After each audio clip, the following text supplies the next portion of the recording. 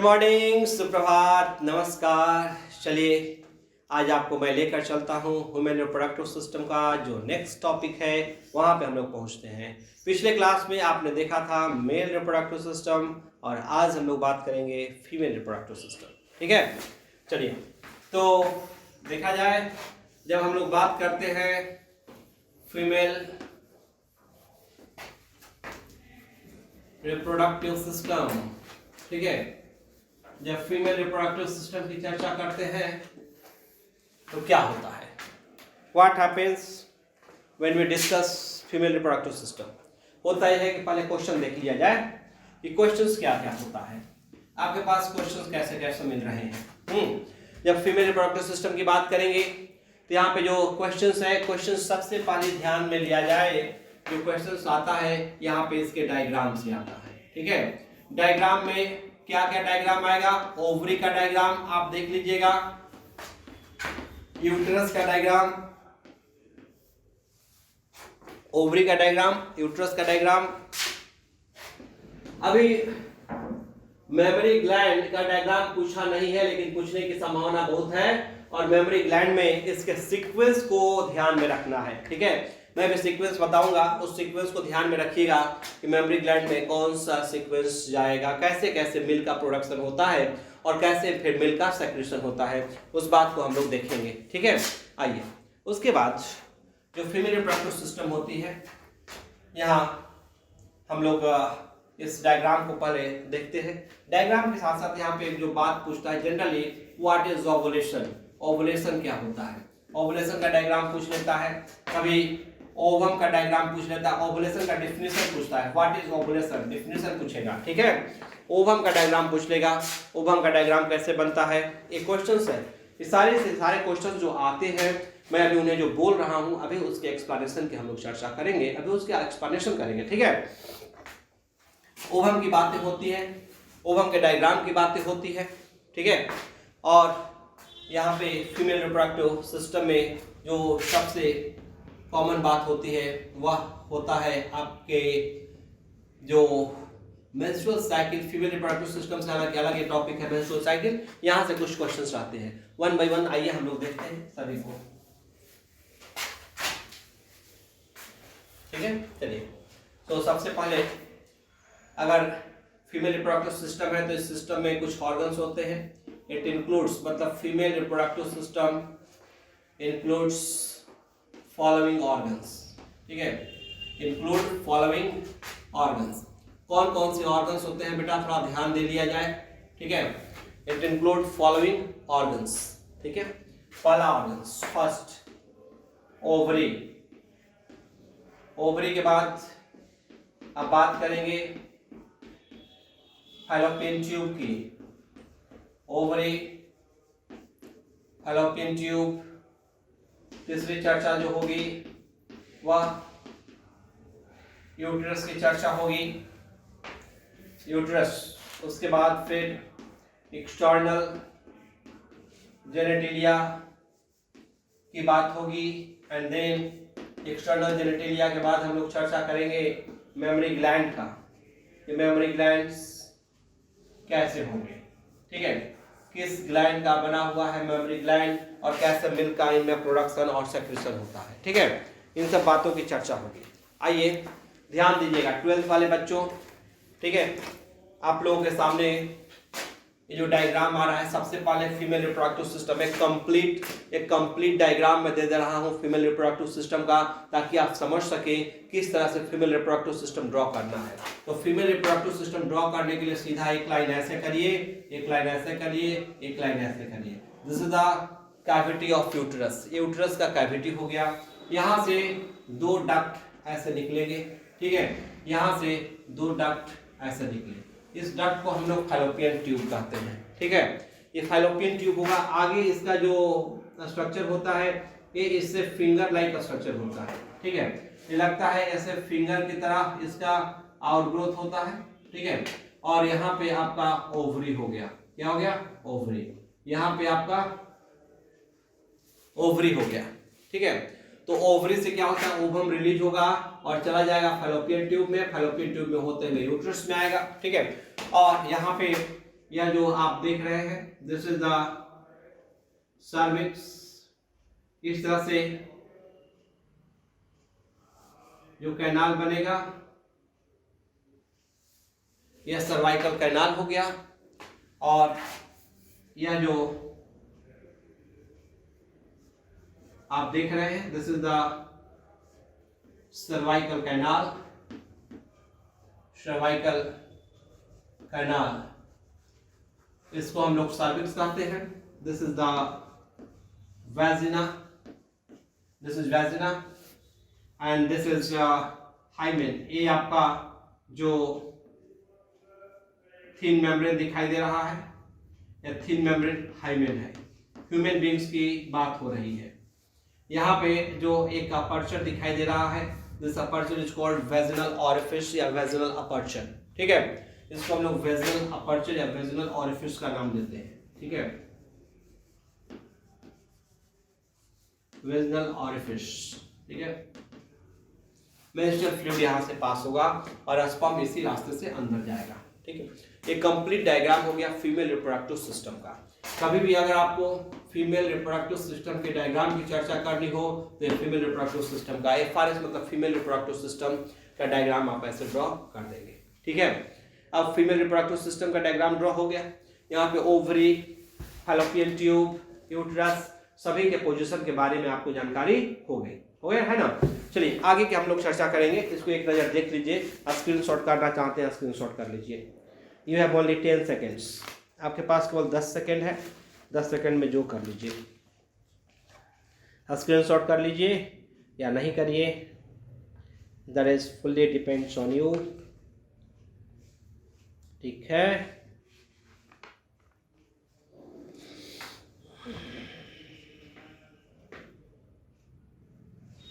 चलिए आगे हम लोग चर्चा करते हैं।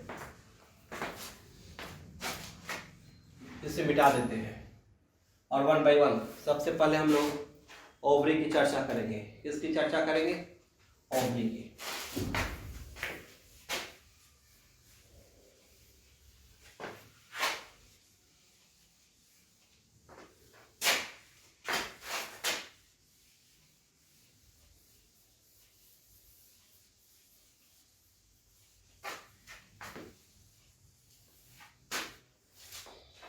ओके माय डियर स्टूडेंट्स, यहाँ पे ओवरी, सबसे पहले ओवरी।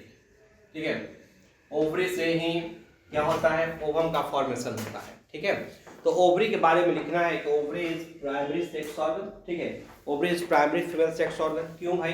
क्योंकि यहीं पे गैमेट का फॉर्मेशन होता है। ठीक है, ovary it is primary, it is primary female sex organ, it is primary female sex organ. यह क्या है? यह प्राइमरी फीमेल सेक्स ऑर्गन है।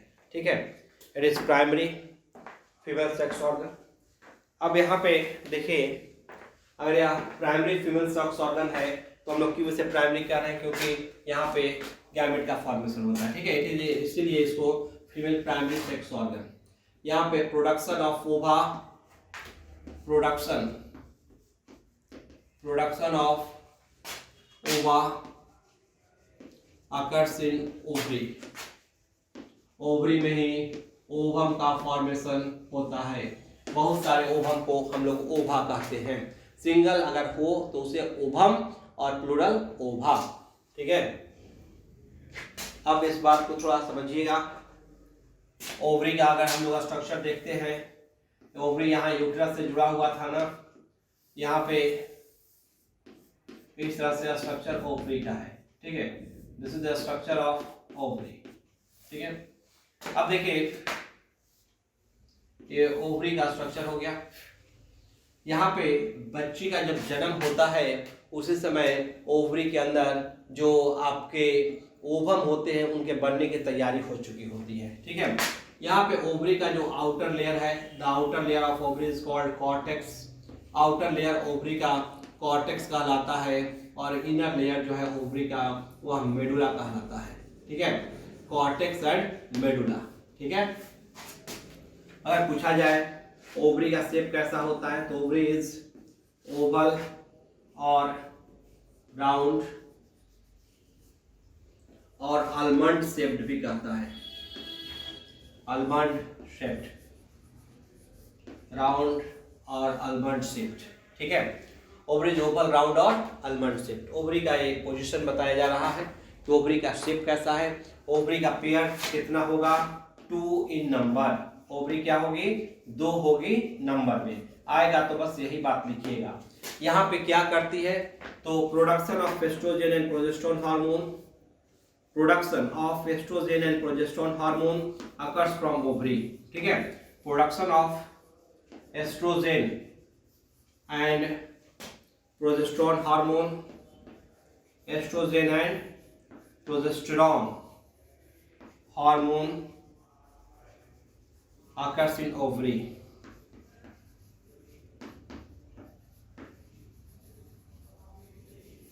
ठीक है।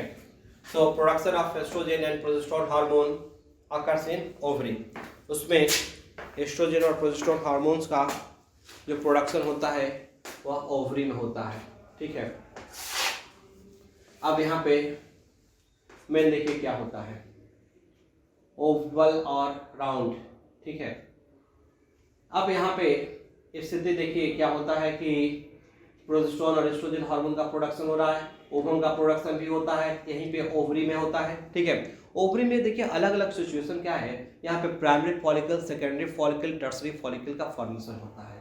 तो एक लाइन और इसमें लिखिएगा कि different types of follicle forms in ovary, different types of follicle, different types of follicles formed in ovary, formed in ovary, ठीक है। चलिए इसको लिख लीजिए, फिर ओवरी का हम लोग डिटेल डायग्राम अभी करेंगे, ठीक है। प्राइमरी फॉलिकल कैसे बनेगा, सेकेंडरी फॉलिकल कैसे बनेगा, 5 सेकेंड्स, जल्दी से स्क्रीनशॉट आप कर लीजिए।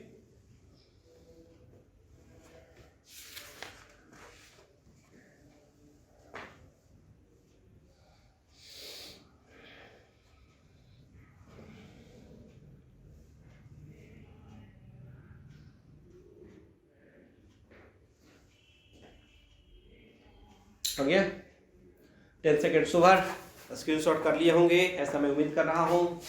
चलिए मैं इसे मिटा दूं, इज इट क्लियर। चलिए तो ओवरी का डिटेल डायग्राम अभी हम लोग देख लेते हैं। आपने इसे लिखा होगा, स्क्रीनशॉट कर लीजिए, लिखने में देरी होगी। चलिए अब यहाँ पे हम लोग क्या कर रहे हैं भाई, तो ओवरी की डायग्राम की चर्चा कर रहे हैं, ठीक है। देखिए क्या हो रहा है, एक बड़ा डायग्राम आपको इस बार दिया जा रहा है ना। आप सोच रहे हैं बड़ा डायग्राम क्यों है, क्योंकि इसके अंदर सारे फंक्शंस को दिखाना है। यहाँ पे ये क्या होता है, ये यूट्रस से ऐसे जुड़ा हुआ है, याद करिए ऐसे यूट्रस से बना रहे थे ना हम लोग, यूट्रस से जुड़ा हुआ है। तो ये जो जुड़ा हुआ होता है इसको हम लोग कहते हैं ओवेरियन लिगामेंट। क्या नाम देते हैं, दिस इज ओवेरियन लिगामेंट। इस बात को याद रखिए, जिधर यूट्रस से जुड़ा हुआ है that is known as ovarian ligament. इसको हम लोग ओवेरियन लिगामेंट कहते हैं, ठीक है। नाउ लिसन हियर, ये जो आउटर लेयर है, ठीक है, this is the outer layer and this is known as germinal epithelium, ठीक है। इसको क्या कहते हैं, जर्मिनल एपिथेलियम। तो आप बताइए कॉर्टेक्स रीजन में है कि मेडुला रीजन में। अभी मैंने बताया था कॉर्टेक्स रीजन में। This is germinal epithelium, GE मतलब जर्मिनल एपिथेलियम, ठीक है।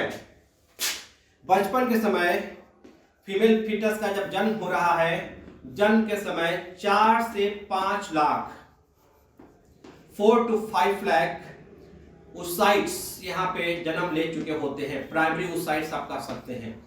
प्राइमरी ओसाइट जिसको हम लोग उगोनिया कहते हैं, उगोनिया डेवलप होकर प्राइमरी ओसाइट बन जाते हैं, ठीक है। तो 4 से 5 लाख यहाँ पे उगोनिया मैं लिख रहा हूं, 4 से 5 लाख उगोनिया का जन्म हो चुका है, ठीक है।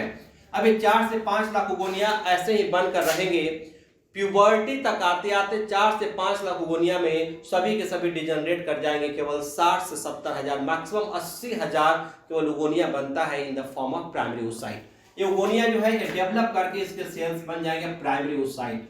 तो उगोनिया के सेल अब क्या कहला रहे हैं, उगोनिया के सेल प्राइमरी ओसाइट कहला रहे हैं। क्या कहला रहे हैं, प्राइमरी ओसाइट कहला रहे हैं, ठीक है। अब ये प्राइमरी ओसाइट कहला रहे हैं बाबू मेरे, थोड़ा ध्यान दीजिएगा। यहाँ पे मैं बार बार बता रहा हूँ कि यहाँ से क्वेश्चंस हर साल उठाया है, यहाँ सीक्वेंस पूछ लेगा। अभी मैं उस सीक्वेंस को बता रहा हूँ, देखिए कैसे सीक्वेंस से क्वेश्चन उठा लेता है।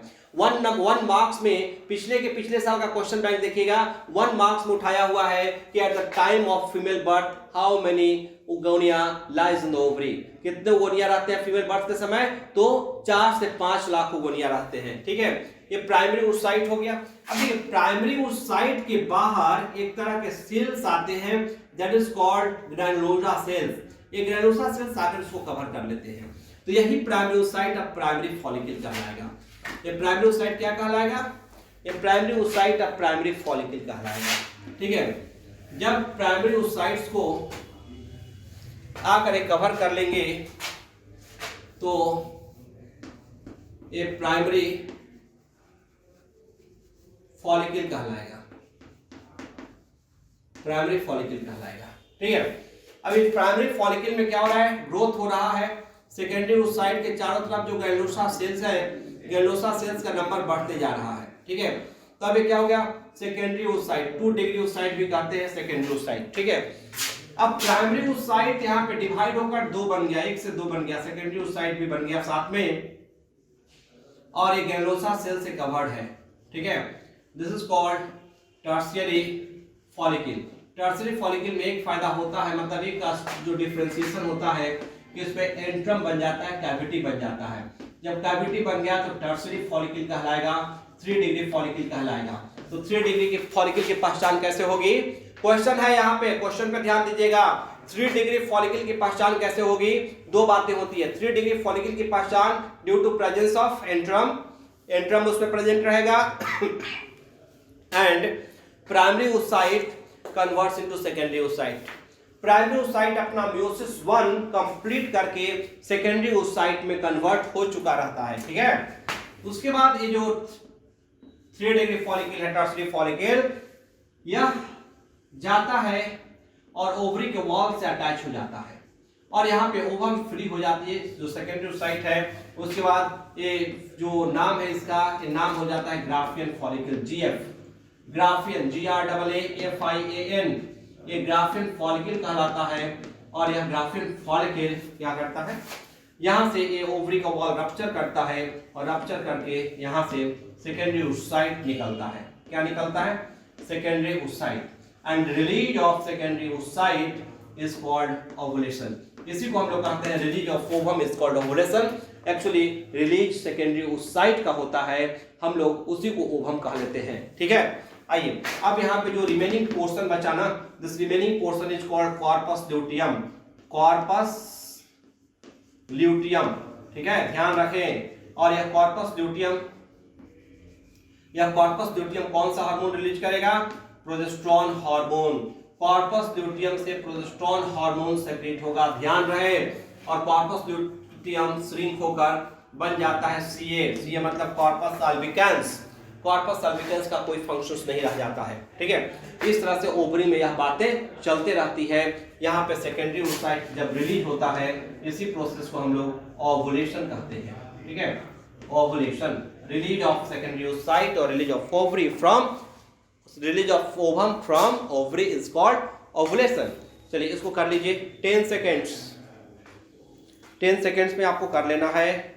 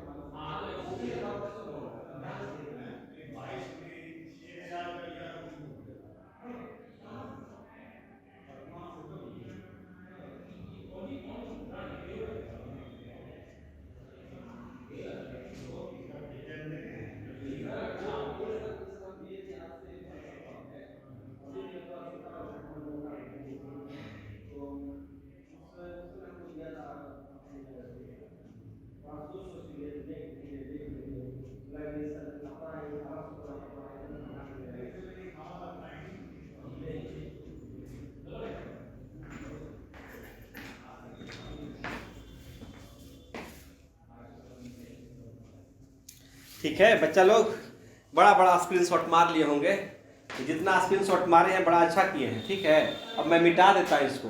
इसको याद रखिएगा, प्राइमरी oocyte और प्राइमरी फॉलिकल में कभी अंतर पूछ लेगा तो प्राइमरी oocyte और प्राइमरी फॉलिकल में अंतर पूछेगा तो आप यही कहिएगा कि प्राइमरी फॉलिकल में primary oocyte remains covered with granulosa cells, ठीक है, जबकि प्राइमरी oocyte कवर्ड नहीं होता है। ठीक है, चलिए उसको मैं मिटा रहा हूं।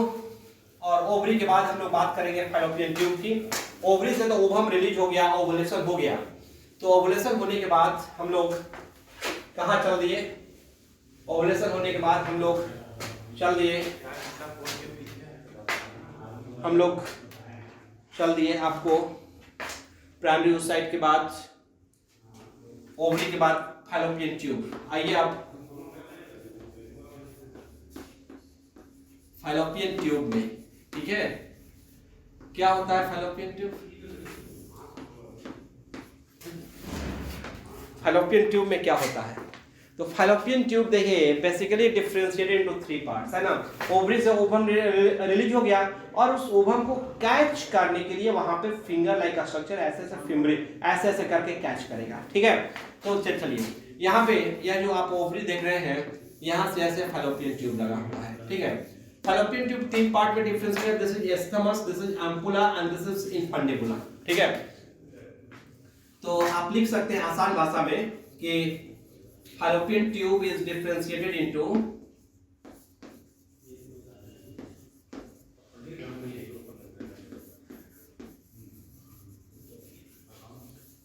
Fallopian tube is differentiated into what? Fallopian tube is differentiated into 3 parts. 3 parts कौन कौन? पहला isthmus, एम्पुला, दूसरा हो गया एम्पुला और तीसरा हो गया इनफंडिबुला।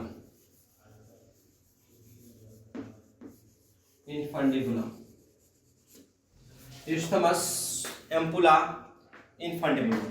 ठीक है, इस्थमस क्या है, एम्पुला क्या है और इनफंडिबुलम क्या है? ठीक है, इस्थमस, एम्पुला एंड इनफंडिबुलम। ठीक है, देखिए इस्थमस की जब बात होती है नैरो पार्ट है। इनफंडिबुलम, यहाँ इनफंडिबुलम में क्या है, फिंगर लाइक प्रोजेक्शन देख रहे हैं ना, दिस इज कॉल्ड फिम्बरी। ये फिंगर लाइक प्रोजेक्शन जो है ये फिम्बरी है। ये फिम्बरी क्या करता है, फिम्बरी जाकर उसको जो ओवम रिलीज होगा ओवम को कैच करेगा। ठीक है, तो ओवम को कैच करेगा तो ओवम आ गया यहाँ पे फैलोपियन ट्यूब में। अब फैलोपियन ट्यूब में जब ओवम आ गया तो आप जानते हैं ovum is a female gamete और female gametes are non motile. Female gamete में मूवमेंट नहीं होता है इसलिए उसको नॉन मोटाइल बोलते हैं। मोटा मत समझिएगा, नॉन मोटाइल मतलब कि नहीं मूव करने वाला, मोटाइल मतलब मूव करने वाला। तो कभी कभी बच्चा कंफ्यूज कर जाता है, मोटाइल माने मोटा, नॉन मोटाइल माने पतला। ना ना, वैसा नहीं। मोटाइल तो फीमेल गैमेट क्या होती है, मोटाइल होती है, और ये motile female sorry non motile होती है, मैंने मूव नहीं करती है। तो ये फैलोपियन ट्यूब में क्या होता है, सिलिया लगा हुआ होता है। ठीक है, फैलोपियन ट्यूब में क्या लगा हुआ होता है, सिलिया लगा हुआ होता है। ठीक है, और ये सिलिया क्या करता है, धीरे धीरे फीमेल गैमेट को आगे बढ़ाता है। इस्थमस और एम्पुला के जंक्शन पे तभी तक स्पर्म भी आगे रहता है, और स्पर्म आ जाएगा तो ओवम के साथ फ्यूज कर लेगा। क्या बन जाएगा, स्पर्म और ओवम फ्यूज हो जाएगा तो जाइगोट बन जाएगा। तो फ्यूजन कहाँ होगा, एम्पुलरी इस्थमिक जंक्शन पे। यहाँ पे इनफंडिबुलम से होते हुए फिम्बरी ने ओवम को कैच कर लिया। यहाँ से ओवम क्या करेगा, ओवम एम्पुला होते हुए इस्थमस की तरफ मूव करेगा एंड तब जाकर fusion of female gamete occurs at ampullary isthmic junction. ठीक है, कहां पे होगा, occurs at ampullary isthmic junction. Ampullary isthmic junction, इसका जो एम्पुलरी इस्थमिक जंक्शन पे होगा। ठीक है, कहां पे होगा, जहां एम्पुला और इस्थमस मिल रहा है वहीं पे फ्यूजन हो जाएगा, फर्टिलाइजेशन हो जाएगा। So fertilisation occurs at ampullary isthmic junction. ठीक है, अब देखिए जंक्शन पे फर्टिलाइजेशन हो गया, जाइगोट का फॉर्मेशन हो गया। कहां पे, फैलोपियन ट्यूब में। तो फैलोपियन ट्यूब का काम है ओवम को, ओवरी से जो निकला हुआ ओवम है उसको यूट्रस तक ट्रांसफर करना। ठीक है, मेल गैमेट मिल गया तो फ्यूजन हो जाएगा, जाइगोट बनाएगा, नहीं मिलेगा तो यूट्रस में आकर वहां से फिर बाहर चला जाएगा मेंस्ट्रुअल फ्लूइड के साथ। फैलोपियन ट्यूब के बाद हम लोग आगे बात करते हैं, यूट्रस की बात करेंगे।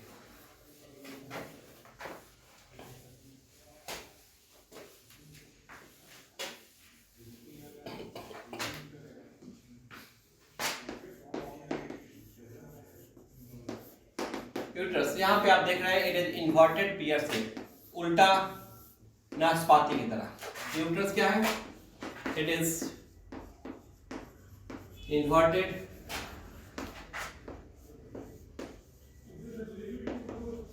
pear shaped, it is inverted pear shaped structure, it is inverted pear shaped structure, ठीक है।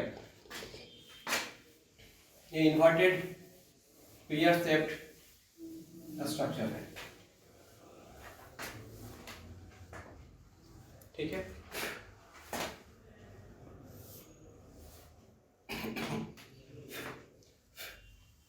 It is inverted pear shaped structure. अब देखिए ये जो इन्वर्टेड पियर शेप्ड स्ट्रक्चर हुआ, यहाँ पे बातें क्या हो गई, यहाँ पे यूट्रस का अगर वॉल देखिएगा, दिखाई दे रहा है, यूट्रस का अगर वॉल देखिएगा, इस वॉल में 3 लेयर होता है, ठीक है।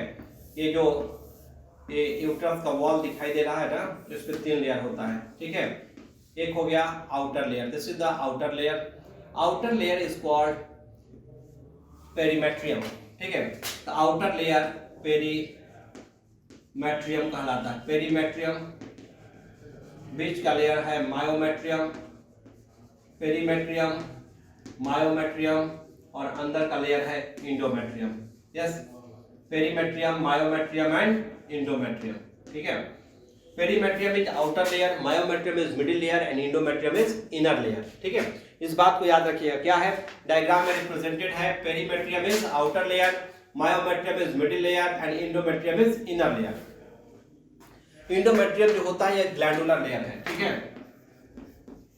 ग्लैंडुलर लेयर है। पहली बात, इम्प्लांटेशन अकर्स इन इंडोमेट्रियम। दूसरी बात, जो इम्प्लांटेशन होगा, जो इम्प्लांटेशन होगा, इम्प्लांटेशन अकर इन इंडोमेट्रियम, इम्प्लांटेशन जो होगा वह इंडोमेट्रियम में होगा, ये दूसरी बात। तीसरी बात, यहाँ पे break during menstrual cycle, menstrual cycle में जो यूट्रस का वॉल ब्रेक करेगा वह इंडोमेट्रियम का ही ब्रेक करेगा। ब्रेक ड्यूरिंग मेंस्ट्रुअल साइकिल, ये 3 बातें होती हैं इंडोमेट्रियम के वॉल में, ठीक है। इंडोमेट्रियम के वॉल में 3 बातें हो रही है, ठीक है। चलिए यहां से जो एंटीरियर पोर्शन है, ठीक है, anterior portion, this is cervix, cervix, this is a narrow cervical canal with the anterior part of uterus, ठीक है। cervix के बारे में कोई पूछेगा तो बोलिएगा it is anterior part of uterus, anterior part of uterus, ये यूट्रस का एंटीरियर पार्ट है, ठीक है। चलिए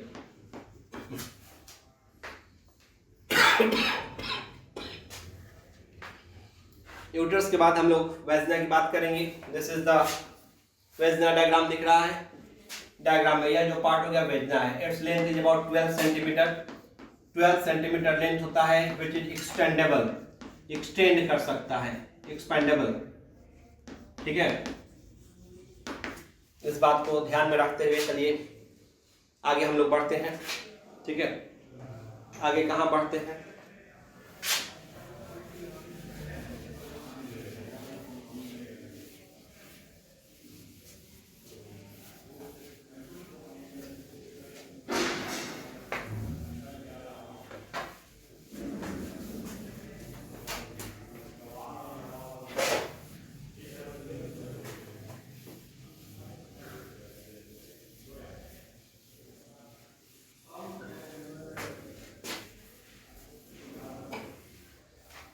ठीक है। अब यहाँ हम लोग चर्चा करते हैं, ठीक है, किसकी चर्चा करते हैं कि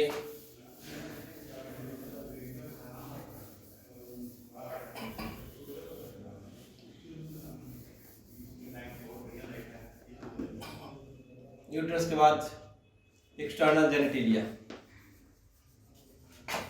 एक्सटर्नल जेनिटेलिया, देखिए जब एक्सटर्नल जेनिटेलिया की बात होती है तो थोड़ा यहाँ पे ध्यान दीजिएगा।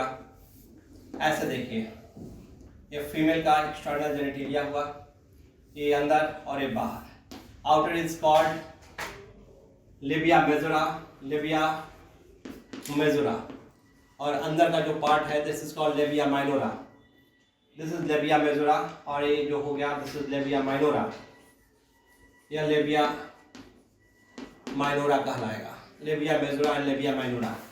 यहाँ पे दो ओपनिंग हो गए, ऊपर और नीचे। ऊपर वाला ओपनिंग यूरेथ्रल ऑरिफिस कहलाएगा, जहां से यूरिन पास होगा, दिस इज यूरेथ्रल ऑरिफिस, जहां से यूरिन पास होगा, and this is vaginal orifice, जहां से मेंस्ट्रुअल फ्लूइड पास होगा, वेजिनल ऑरिफिस, जहां से मेंस्ट्रुअल फ्लूइड पास होगा। ये क्या कहलाएगा? वेजिनल ऑरिफिस कहलाएगा, ठीक है।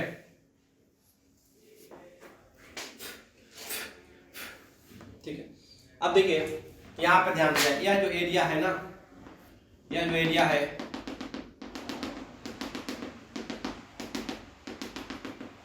यह प्यूबिस कहलाएगा, दिस इज प्यूबिस। यहाँ पे जो हेयर्स लाइक स्ट्रक्चर होंगे, हेयर्स होंगे यहाँ पे, they are called pubic hair, ठीक है। ये एक्सटर्नल जेनिटेलिया हो गया, इसको लिख लीजिएगा। वेस्टिब्यूल, ये एक्सटर्नल जेनिटेलिया को हम लोग वेस्टिब्यूल के नाम से भी जानते हैं, एक्सटर्नल जेनिटेलिया को हम लोग वेस्टिब्यूल के नाम से भी जानते हैं। यहाँ पे देखिए एक आउटग्रोथ होता है, ठीक है। एक्सटर्नल जेनिटेलिया की बात करेंगे तो एक्सटर्नल जेनिटेलिया में एक आउटग्रोथ होता है, दैट इज कॉल्ड क्लाइटोरिस, ठीक है। यहाँ पे एक आउटग्रोथ है, ठीक है, एक आउटग्रोथ है, इस आउटग्रोथ को हम लोग नाम देते हैं clitoris, and it is homologous to male penis. ये क्लाइटोरिस जो होता है वो मेल पेनिस के होमोलोगस होता है, ठीक है ना। और जो वेजिनल ऑरिफिस है, वेजिनल ऑरिफिस के साइड्स में ग्लैंड्स लगे रहते हैं, they are called Bartholin's gland, and this glands are homologous to female, sorry, these glands are homologous to male Copper's gland, ये मेल Copper's gland के homologous होते हैं, ठीक है। ये जो वेस्टिबुलर ग्लैंड्स जिसको हम लोग बार्थलिन्स ग्लैंड कहते हैं, they are similar to Bartholin's gland जो होगा वो बल्बोयूरेथ्रल ग्लैंड्स और Copper's gland के homologous होगा, बार्थलिन्स ग्लैंड, ठीक है। ये जो बार्थलिन्स ग्लैंड होगा, ठीक है, बार्थलिन्स ग्लैंड कॉपर्स ग्लैंड के होमोलोगस होगा। Bartholin's gland is homologous to Cowper's gland, क्यों? क्योंकि कॉपर्स ग्लैंड क्या करता है? स्लिपरी मीडियम प्रोवाइड करता है, बार्थलिन्स ग्लैंड भी स्लिपरी मीडियम ही प्रोवाइड करता है, ठीक है। दोनों क्या करते हैं? सेक्सुअल इंटरकोर्स के दौरान दोनों का सेक्रेशन होगा, मतलब कॉपर्स ग्लैंड का मेल में सेक्रेशन और फीमेल में बार्थलिन्स ग्लैंड का सेक्रेशन, जिससे कि क्वाइटस स्मूथ होगा, फ्रिक्शन कम होगा, ठीक है। नेक्स्ट चलिए, इसके बाद हम लोग चर्चा करेंगे, किसकी बात करेंगे? यहाँ पे जैसा कि आपने देखा था कि जो वेजिनल ऑरिफिस है, जो वेजिनल ऑरिफिस है, यहाँ पे क्या होता है? एक थिन मेम्ब्रेन होता है, hymen, and hymen breaks during first sexual intercourse. Hymen जो है फर्स्ट सेक्सुअल इंटरकोर्स में ब्रेक कर जाता है। कभी कभी हाइमेन स्पोर्ट्स में, जैसे साइकिलिंग में, रेसिंग में, हॉर्स राइडिंग में, इन सब चीज़ों में ब्रेक कर सकता है। तो हाइमेन का प्रेजेंस होना या हाइमेन का एब्सेंस होना एक किसी वर्जिनिटी को इंडिकेट नहीं करता है। कभी कभी सेक्सुअल इंटरकोर्स के बावजूद भी हाइमेन बचा हुआ रह जाता है, और कभी कभी बिना सेक्सुअल इंटरकोर्स का भी हाइमेन ब्रेक कर जाता है। जैसे साइकिलिंग की बात हमने करी, जैसे हॉर्स राइडिंग की बात करी, स्पोर्ट्स की बात करी, स्पोर्ट्स में ब्रेक कर जाता है लेकिन सेक्सुअल इंटरकोर्स नहीं हुआ रहता है। तो यहाँ पे बात ऐसा है कि हाइमेन का प्रेजेंस या हाइमेन का एब्सेंस किसी वर्जिनिटी को इंडिकेट नहीं करता है, ठीक है। चलिए आगे हम लोग बात करेंगे अब मैमरी ग्लैंड्स की, ठीक है। ब्रेस्ट और मेमोरी ग्लैंड। ठीक है, चलिए इसको मैं मिटा रहा हूँ। 10 सेकेंड्स आपके लिए है, 10 सेकेंड्स में आप इसे करना चाहें कर सकते हैं।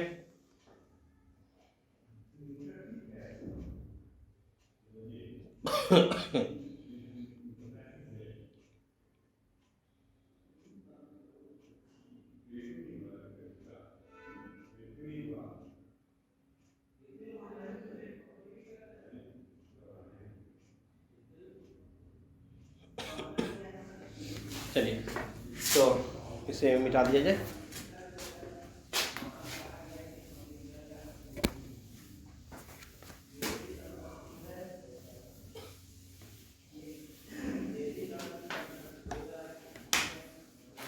यहाँ पे हम लोग बात करेंगे मेमोरी ग्लैंड और ब्रेस्ट। ठीक है, यहाँ पे क्या होता है, सबसे पहले यहाँ पे इस बात को समझना है कि यहाँ पे मेमोरी नहीं दिखाई दे रहा है, मेमोरी लोब्स होता है। ठीक है, और एक मेमोरी लोब से बहुत सारा मेमोरी अल्वियोलाई होता है। ठीक है, मेमोरी अल्वियोलाई का अपना डक्ट होता है, that is called memory duct.